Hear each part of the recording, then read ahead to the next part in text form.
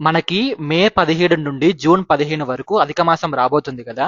సంవత్సరానికి 12 నెలలు మాత్రమే ఉంటాయి.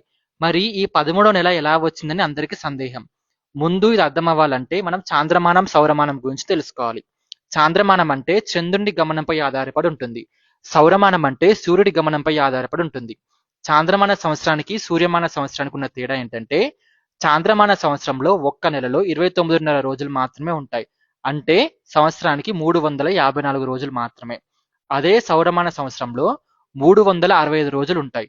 చాంద్రమానంతో పోలిస్తే 11 రోజులు ఎక్కువ.